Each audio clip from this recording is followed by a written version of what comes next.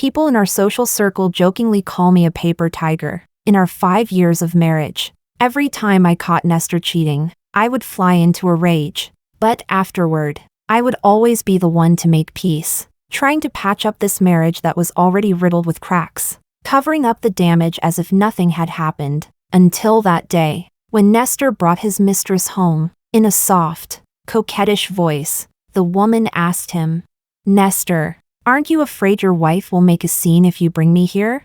He wiped the sweat from his forehead and shrugged. "It's fine. After she makes a fuss, she'll calm down on her own." Just as he said that, I happened to open the front door. Hearing his words, I silently stepped back out, slipped into the stairwell, and sent him a message. "Nestor, I'll probably be home in about 10 minutes. Got off work early today." 5 minutes later, I ran straight into a woman with red marks all over her neck. She looked at me, slightly startled, and took a few steps back, probably afraid I would lunge at her and tear her apart. In the past, I really would have done that. But today, I didn't have the time for it, because just an hour ago, I had accepted a business card from a handsome stranger at a bar. I was starting to wonder what it might feel like, whether cheating was really as interesting as people made it out to be. Chapter 01. Afraid that the house wasn't cleaned up yet, I didn't use my key. Instead, I knocked 3 times. After a while,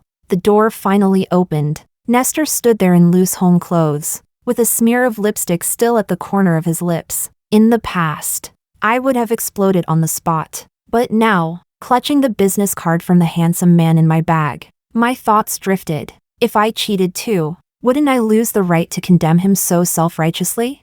Seeing me lost in thought, he pulled me inside and frowned slightly. "Why are you reporting your schedule to me today? You never used to do that." I quickly made up an excuse. I forgot my key. I was worried you might not be home and I couldn't get in." After stepping inside, I noticed a lace thing on the couch that clearly wasn't mine. I lowered my gaze slightly and looked away, pretending not to see it. Nestor cheating wasn't new. Back when we were still students, we had broken up because of this. The truth was, I loved him so much that I couldn't bear to go our separate ways. I thought he loved me too. So like a proud swan, I lifted my chin and waited for him to come and make it up to me. But instead of him coming back to comfort me, I first received news that my family had gone bankrupt. My father forced me into an arranged marriage, but not with him. I was afraid that if that happened, we would have no future at all. So for the first time, I lowered my head,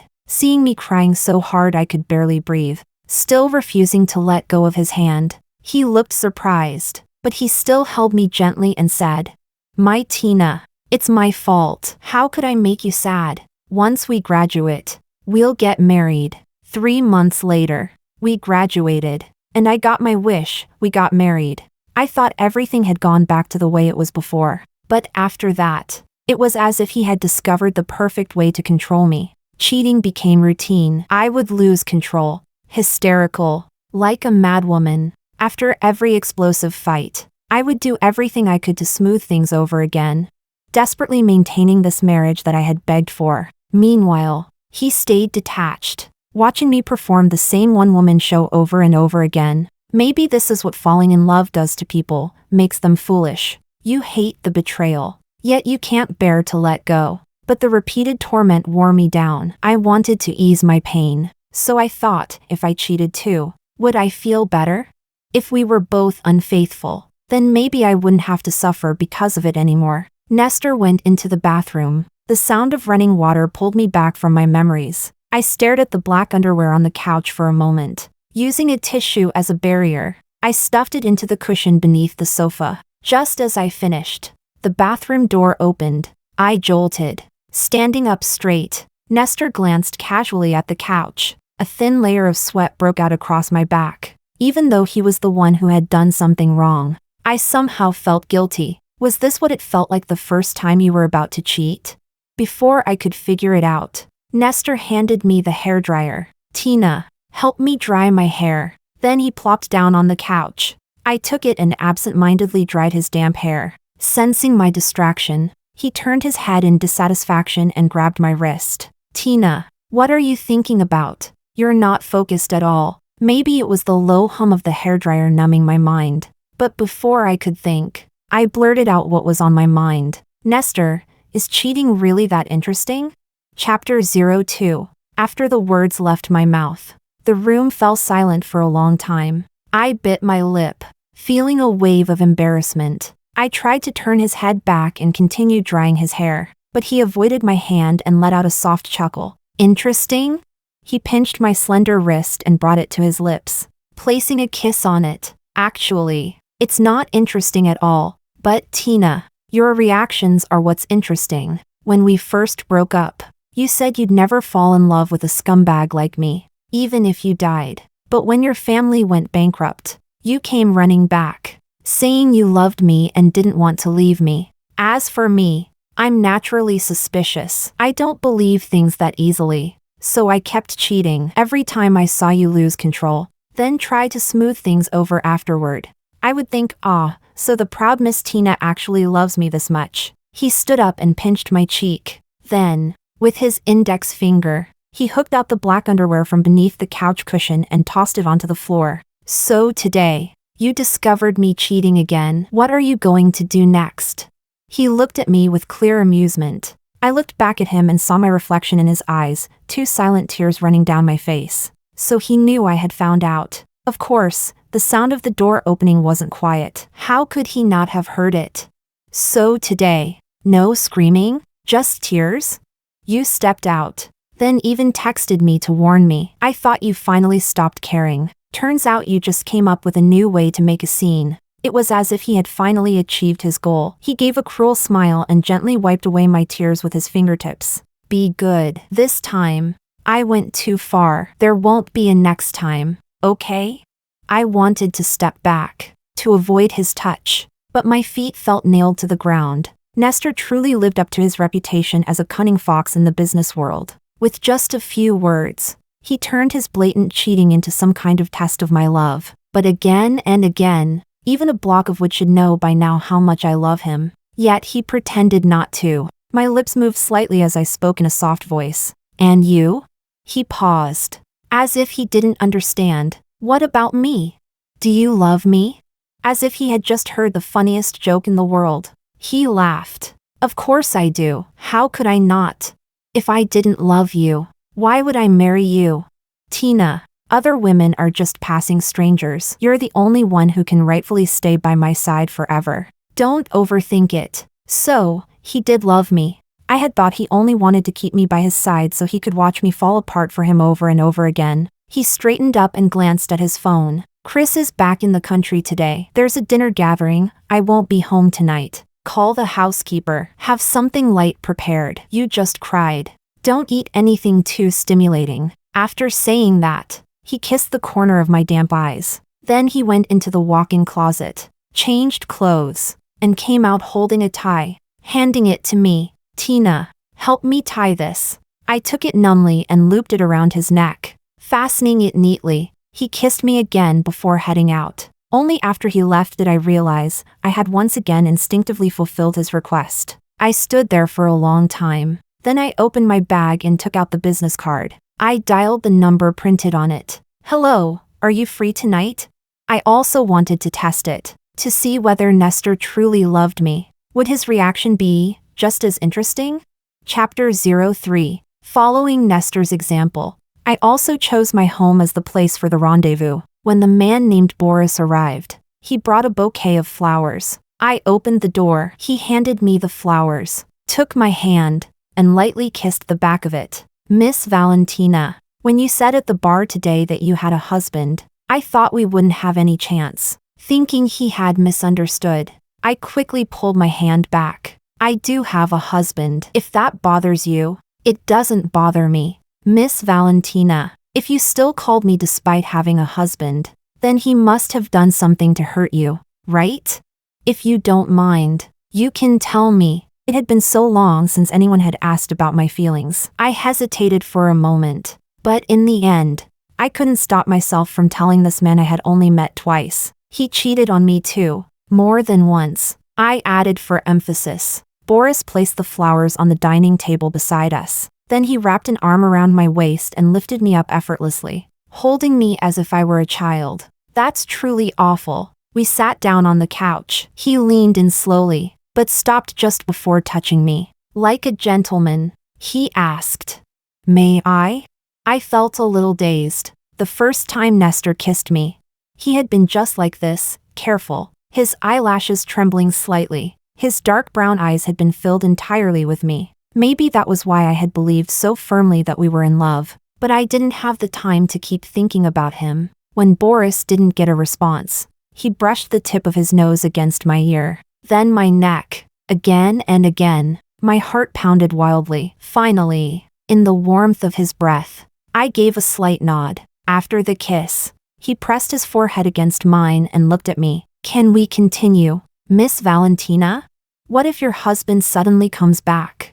Under the gaze of his light brown eyes, my face grew warm. I shook my head. "He has a dinner tonight. He won't be back." Boris smiled, lifted me up by my hips, and held me in his arms. "That's wonderful." As he carried me toward the bedroom, I noticed his phone on the coffee table flashing nonstop. "Boris, you have a call." Afraid I might delay something important, I struggled out of the haze of desire and reminded him, but he didn't seem to care at all. "It's nothing important. Making Miss Valentina satisfied is the most important thing for me tonight." Boris wasn't particularly skilled at kissing, if anything. He was a bit rough and impatient. Nestor, on the other hand, was good at it, but every time I thought about how those lips had kissed countless other women, I could never fully focus when he kissed me, and whenever he noticed my distraction, he would punish me, pulling his lips away. Just when I felt lost and confused, he would say cruelly, "No kissing tonight." But Boris wasn't like that. His passionate kisses were accompanied by endless sweet words and a body burning with desire. Just before entering me, he held me tightly, his voice trembling slightly. "Valentina, who am I?"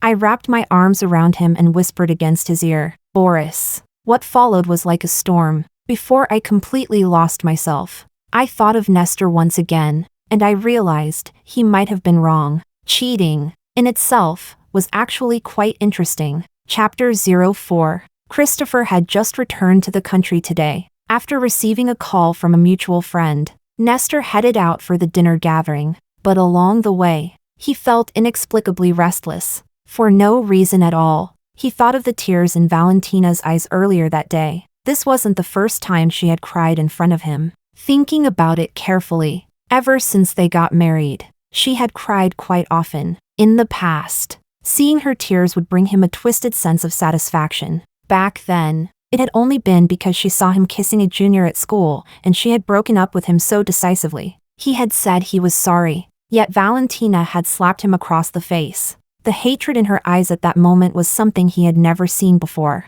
Nestor, in this life, I hate cheaters the most. He knew why. Her father had cheated. Her mother couldn't bear it and had thrown herself into the sea. "I will never, ever fall in love with someone like you, a scumbag."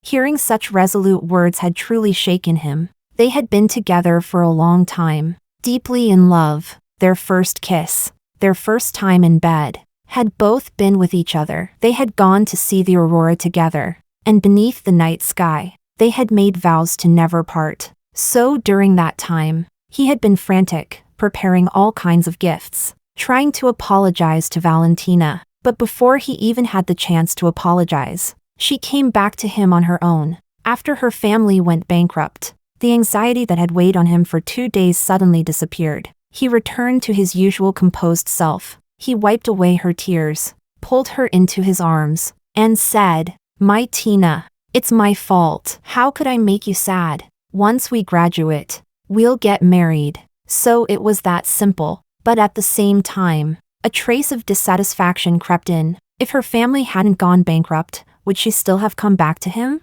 Once the seed of doubt is planted, it takes root and grows. Again and again, he replayed and imagined scenarios that had never happened. Again and again, he used cheating to test her love for him. After doing it so many times, even he couldn't tell what was real anymore. Each time Valentina cried and made a scene, he would feel a brief sense of satisfaction. But soon after, it would turn into even greater dissatisfaction and suspicion. A vicious cycle. When he arrived at the banquet hall, he realized that no one else had shown up. He was just about to take out his phone to question the friend who had called him, when he noticed that while driving, that same friend had called him twice. He hadn't heard either call, so the friend had sent him a message instead. Christopher said something came up tonight. We'll reschedule. Don't make a wasted trip. For some reason, Nestor's heart suddenly started pounding. He sent a message to Valentina. Tina, Chris's welcome dinner was cancelled. I'll take you to that Japanese place you wanted to try. He waited 2 minutes. No reply. He sent another message.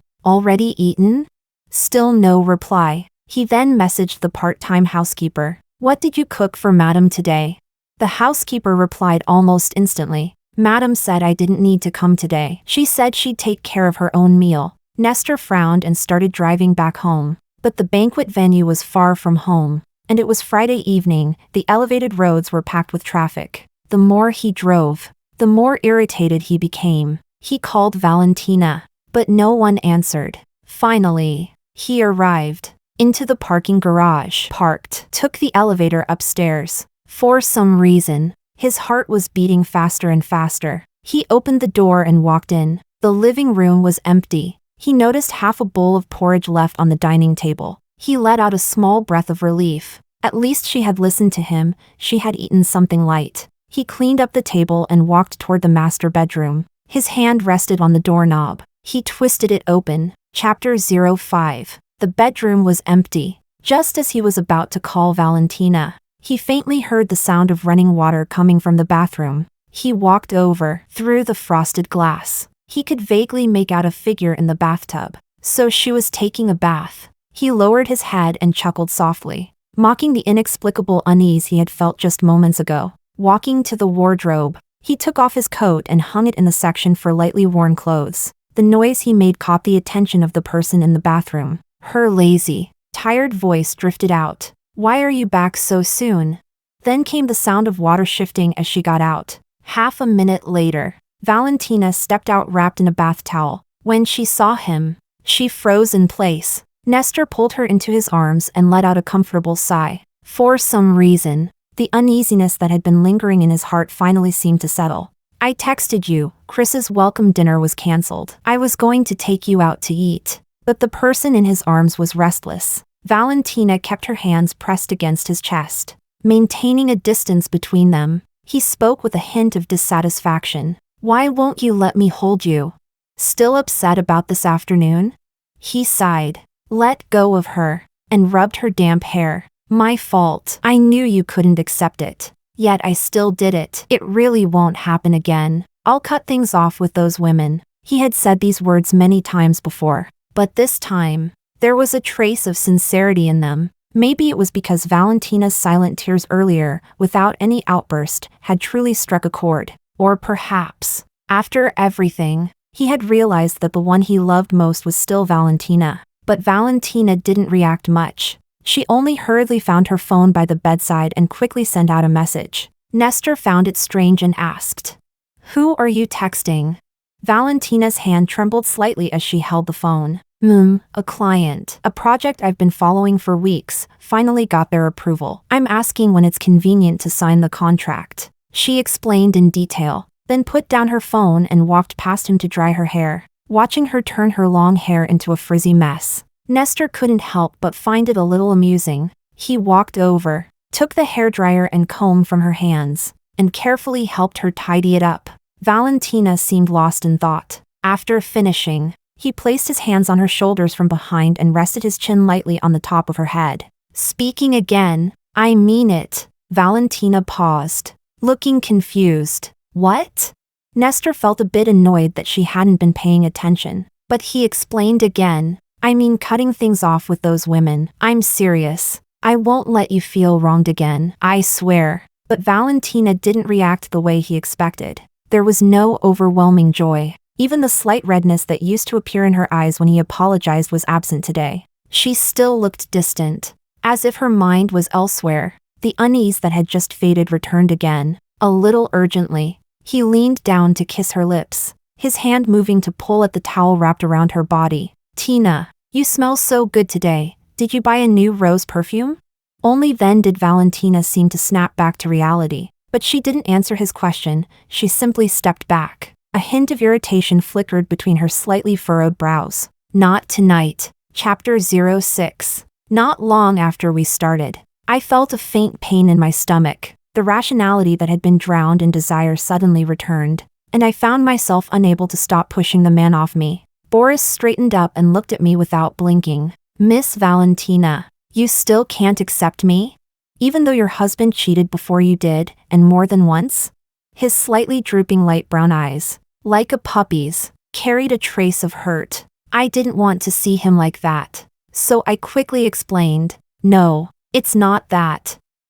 I didn't eat dinner, and my stomach feels a bit uncomfortable. I lowered my head, not daring to look at him. Having his mood ruined, he would probably be a little upset. But Boris didn't blame me. Instead, he withdrew and asked, "Is there anything to eat at home?"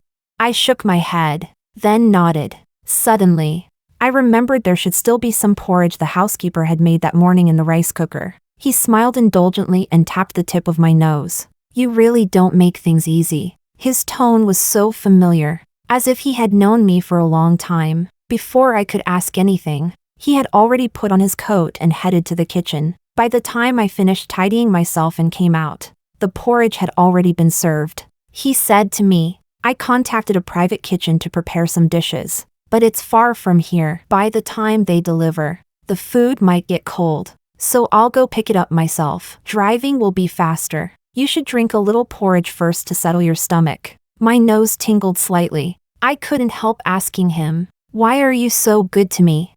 His eyes curved with a smile. Because you deserve it. Before I could think more about it, Boris had already put on his coat and walked toward the door. I'll take the key after you finish eating. Go get some rest. I'll let myself in later. I held the bowl of porridge and took small sips. My mind was a mess. Yet at the same time, I felt strangely light. Cheating really did seem kind of interesting. Boris would go out of his way to pick up food just because I said my stomach hurt. He would ask, may I? Before kissing me, he would patiently wait when I was distracted. All of these were things Nestor no longer did. It turned out I could experience, from another man, the kind of happiness my husband could no longer give me. I finished the last sip of porridge. My mood noticeably improved. A thin layer of sweat clung to my skin, making me feel sticky and uncomfortable. So I filled the bathtub, plucked a few petals from the flowers Boris had brought, and sprinkled them into the water before sinking in comfortably. I was humming softly when a sound suddenly came from the bedroom door. Why are you back so soon?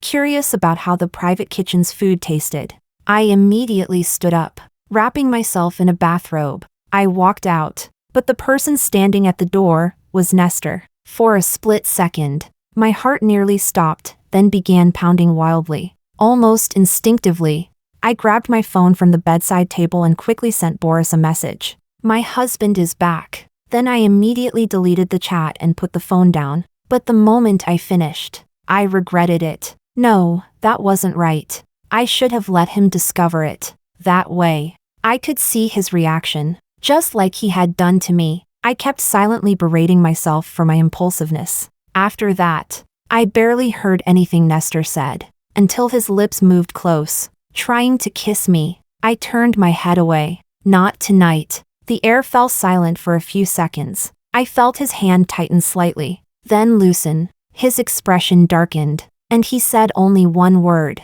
fine. He was probably angry. After all, I had never refused him before. But today, I had found a new outlet for my emotions. I had no time to deal with his inexplicable temper. That night, we lay in bed. For some reason, Nestor held me unusually tightly. His breathing soon became steady, but I remained wide awake, staring at his sleeping profile in the darkness, suddenly feeling a sense of weariness. My phone vibrated. A message from Boris. I'm downstairs. My pupils shrank slightly. Gently, I lifted Nestor's arm off my waist. He didn't wake up. I slipped out of bed and tiptoed to the window. Looking down, I saw a black car parked below, its headlights still on. Boris leaned against the car door. Looking up, I replied to his message. He's asleep. Do you want to come up?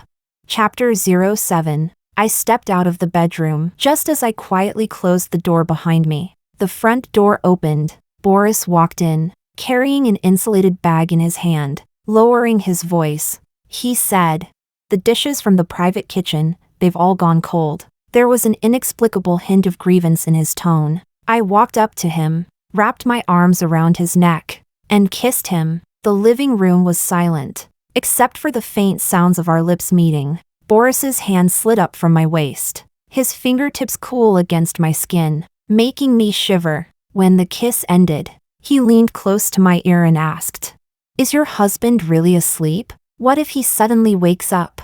I closed my eyes, my fingers threading into his hair, then let him see. I was curious too, what kind of reaction would he have if he found out? Boris let out a low laugh and kissed me even more intensely.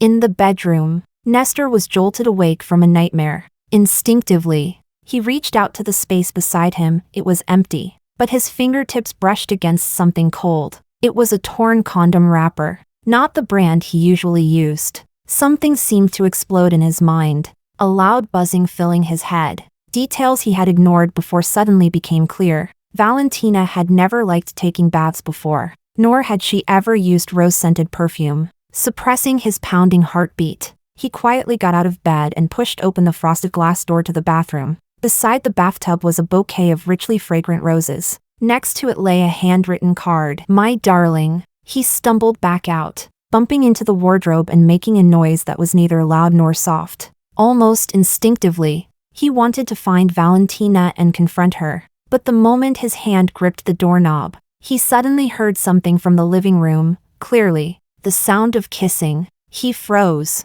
An unfamiliar fear seized him. Then he heard the conversation from the living room. "Is your husband really asleep? What if he suddenly wakes up?"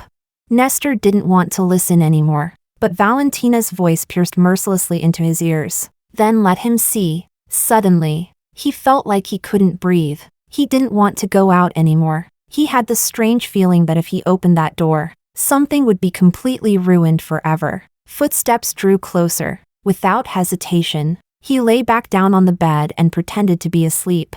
Everything was ready, but the protection was in the bedroom. I pushed him away again. Boris chuckled softly, pecked my lips, and stood up to straighten his clothes. "Looks like tonight isn't our lucky night." I felt a little embarrassed. "Another time." His smile deepened. "You're right. We have plenty of time. I've put the dishes in the fridge. You can have them in the morning." I nodded and walked him to the door. He opened it, then turned back to look at me, suddenly smiling. "Miss Valentina, tonight was wonderful." The door closed. I leaned against it, feeling that cheating really was a beautiful thing. The only regret was that I hadn't seen Nestor's reaction. I wondered if, just as he had said, it would have been interesting. I steadied my breathing and quietly walked back to the bedroom. But then I noticed a condom wrapper lying messily on the bedside table. So he had woken up. He had seen everything. This reaction wasn't what I had imagined.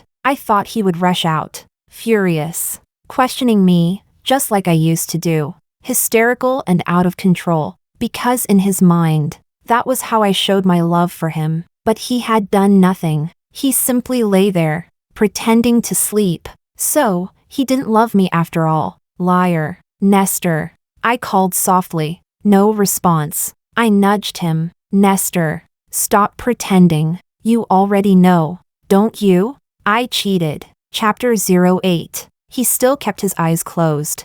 After confirming that he didn't love me, I actually felt a sense of relief. I couldn't help but share my thoughts from today with him. "What you said wasn't quite right. Cheating itself is actually pretty interesting. It's your reaction that feels a bit boring to me." Nestor's eyelashes trembled slightly. "So I think maybe the enjoyment doesn't come from cheating itself, but from the other man." I looked at him and said, word by word, "So I want to." "That's enough."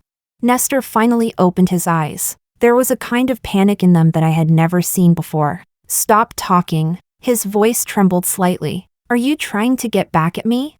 Then you've succeeded." I felt a little confused. I wasn't getting back at him. I was just testing my own theory. Just as I was about to argue, he suddenly raised his voice. Cut things off with him. We'll go back to how we were before. I won't see other women anymore. And you're not allowed to do this again either. He grabbed my hand, gripping it tightly. I looked at him and suddenly felt that these words sounded very familiar.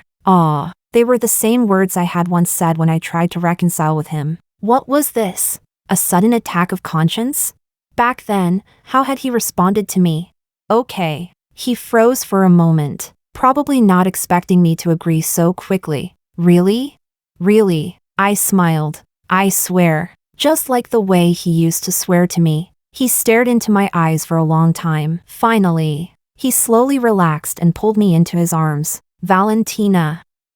I'm sorry. I really won't do it again. Let's live well together. I leaned against his chest, listening to his rapid heartbeat as it gradually calmed. Were his words sincere? I didn't know, and I didn't care, because I was lying to him, just like he used to lie to me. A week later, Nestor went on a business trip. He said it would last 5 days. Before leaving, he confirmed it over and over again, asking if I would truly behave and wait for him. I said of course. The moment he walked out the door, I sent Boris a message. He's gone. 5 days. Boris replied instantly. Tonight? I replied, tonight. Afterward, he helped clean me up and held me as we talked. We were both in finance. Both worked out. Both loved skiing. Surprisingly, we got along well. I felt a little pleasantly surprised. Over the next 3 days, I went to work as usual, and after work, I spent time with Boris, without Nestor occupying my thoughts. My work efficiency even improved. I managed to secure a particularly difficult project. As a reward, Boris cooked dinner for me himself. After dinner, he covered my eyes and said he had prepared a special gift. He told me to count down from 3. When I reached 3, the front door was pushed open. Nestor stood at the entrance. Chapter 09. Boris noticed my gaze and turned his head as well. Before I could fully process what was happening, Nestor had already punched him in the face. Christopher? So it's you? I paused. So Nestor's friend who had just returned to the country, Christopher, was Boris. But which name was real? Which identity was true? I couldn't help but look at Boris with a trace of scrutiny. Seeing my expression turn cold, he seemed a little flustered. Tina. I'll explain to you later. Nestor grabbed him by the collar. Do you even know who she is? Who the hell gave you the right to call her Tina? What's there to explain? Buying this kind of disgusting thing for my wife, have you no shame? He flipped over the black gift box Boris had prepared. Then he turned to me. In his dark brown eyes, there were traces of tears I couldn't quite understand. Valentina, didn't you say you would change? A strange sense of familiarity washed over me. Suddenly, I found it interesting. So this was what I had looked like back then, hysterical and out of control. It really wasn't dignified at all. After that, Nestor would always stand aloof, watching me with the indulgent gaze one would use on a misbehaving child. And say, I said I'd change. Why won't you believe me? Tina? Really? This is the last time. I had no experience cheating, so I could only imitate Nestor, acting based on my memories of him. I'll change. This is the last time. Boris looked at me in shock. He instinctively reached for my hand. Then what about me? But Nestor didn't give him the chance to speak to me any further. Get out! Grabbing Boris by the collar, he dragged him toward the door. When Nestor came back, his eyes were red. He stayed silent for a long time before finally speaking. You and him, how long? Not long. Do you love him? I don't know. Then why did you? He couldn't finish the sentence. Because I wanted to try. He paused. Try what? I smiled. To see what cheating feels like. To see whether your reaction would be interesting to me. It was as if something had seized his mind. He stood there, stunned. After a long while, he finally spoke, his voice trembling. I'm sorry. This is my fault. But now that you've tried it, can we stop here? Didn't you promise me before that you wouldn't do it again? Can we start over? I looked at him. His eyes were bloodshot. His chin shadowed with stubble. He looked utterly disheveled. Exactly like I used to look. Okay, I said. He stared at me for a long time. as if trying to confirm whether my words were real. Then, slowly, he reached out and pulled me into his arms. "Thank you, Valentina. Thank you for giving me another chance." I leaned against him, expressionless. "No need to thank me, because I was still lying to you." After that, life fell into a repetitive cycle. Nestor really didn't cheat anymore. Or maybe he did, I just never found out. He came home on time every day. On weekends, he took me out to eat, to watch movies, even started learning how to cook. But none of that mattered. Boris was still there. We never ended things. Chapter 10. After that day, Boris came to me to explain. He said he had known me for a long time,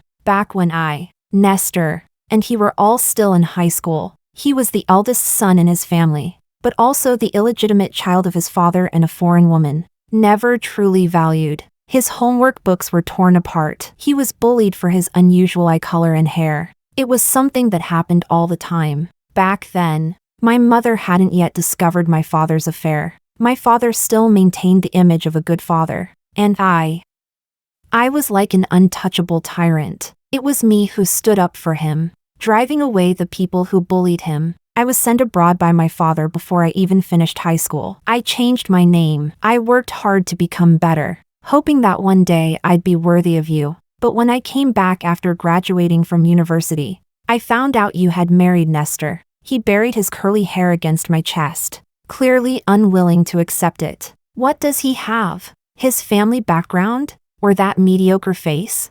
I was really upset back then. I figured out of sight, out of mind. So I went back to the US. But it would have been one thing if he treated you well. But I heard from Lehigh that he cheated on you, and not just once. How could I possibly accept that? After coming back, I realized that during that time, you had it really hard too. Your mother's suicide, being forced into marriage, your husband cheating. His voice grew muffled. "I'm sorry. If only I had been braver back then." I gently rubbed his head and said softly, "It's okay. I was the one who chose the wrong person, perhaps because I no longer needed to devote so much emotional energy to Nestor." I began to focus more on my work. Half a year later, I was promoted to department manager, and my salary doubled again. That day, I invited Boris out to celebrate. A riverside restaurant, a private room, elegant, intimate. "Congratulations, Valentina." He raised his glass, eyes curved in a smile. "Thank you." I clinked my glass against his. "Do you know?" he said. "You've changed a lot lately. You're more confident, more radiant, like a diamond that's been polished. So, leave that man. Does he deserve someone as good as you?" His deep eyes were like Pandora's box, as if they could pull me in. Before I could fully process his words, the door to the private room was suddenly slammed open. Nestor stood there, his face dark. "You're still seeing him, Valentina. How many times has this been? You clearly said you would change." "Yes, many times. Every time. He would make a scene like this. At first, once or twice. I found it interesting. I was even willing to imitate him, pretending to repent, pretending to change. But after too many times, it became boring. I didn't pull my hand away from Boris's. I spoke casually. "Yes, many times." Nestor's breathing grew heavy, his chest rising and falling sharply. "Valentina, what exactly do you want?" I curled my lips slightly. "I want a divorce." I said it calmly, as casually as if I were commenting on the weather. Nestor froze. His eyes reddened. "No, Valentina. Isn't this enough? Haven't you gotten enough revenge on me? You used to love me the most." I didn't respond. He swayed slightly but stubbornly continued. "And besides, even when I cheated before, I never once brought up divorce, did I?" I shrugged and answered seriously. "I'm not getting revenge on you. I'm just tired of your reaction every time you find out I cheated." He stood there, as if all the strength had been drained from his body. "I won't divorce." His voice was soft, but stubborn. "I will never agree to a divorce. Valentina, you are my wife. You always will be." I looked at him and suddenly felt exhausted. Not physically, but mentally. 5 years entangled with a man like this was more than enough. Chapter 11. The next day, I moved out. I bought a small apartment close to my company, just a 10-minute walk. If he refused to divorce, I could file a lawsuit. If that didn't work, I could live separately. For the first time, Boris openly walked into the house I once shared with Nestor, helping me move. Nestor glared at him. What right do you have to touch Valentina's things? Boris gave a wicked smile. A lover, but judging by the situation, I'll probably be promoted soon. Nestor tried to stop me, but I had hired bodyguards. He couldn't get close. Nestor changed. Every day, he sent flowers to my office, picked me up after work, waited downstairs at my apartment. He even went to my father, asking him to persuade me to come back. My father called me, his tone full of reproach. Tina, Nestor is a good man. When he married you, he even helped our family. Can't you just live a good life together? In the past, I might have softened, but now, I was financially independent, successful in my career. Even without my family, I could live well on my own, so I no longer wanted to compromise. Dad, you know he cheated, right? There was silence on the other end. I let out a cold laugh. Of course, you're both the same kind of scumbag. How could I expect you to think he was wrong? Tina, your father. He tried to say something more, but I hung up. When I said that, Nestor was sitting across from me. Valentina. He called my name, his voice hoarse to the point of barely being audible. Come home, okay? I looked at him, feeling nothing. Nestor, do you know that under the law, if we live separately for 2 years, I can file for divorce? His face turned pale. And you were the one who cheated first. You're at fault. If this goes to court, you won't have the upper hand. I don't want things to get that ugly. Just sign the papers, and we can part peacefully. He stayed silent for a long time. Do you really want to leave me that much? Yes. Because of Christopher? Not because of anyone. He lowered his head, his shoulders trembling slightly. I'm sorry. I'm sorry, Valentina. I accept your apology. I said, so sign the divorce agreement as soon as possible. Don't make this uglier than it needs to be. The divorce process went quickly. As I walked out of the civil affairs office, Nestor called after me. Valentina. Yes? Do you love me? I smiled faintly. I did. Tears fell from his eyes, his voice choking slightly. Don't you want to ask if I love you? I shook my head. It doesn't matter anymore. Boris was waiting for me at the entrance. When he saw me come out, he walked over and naturally took the bag from my hand. Is it over? Yes. Hungry? I'll take you somewhere good to eat. Okay. We walked side by side down the street. The sunlight was warm, the breeze gentle. Valentina, he suddenly said. Yes? Will you get married again? I stopped and looked at him. His eyes were bright, just like the first time I saw him in the bar. Not for now, I said. He smiled and didn't press further. He simply took my hand. All right, he said softly. I'll wait for you.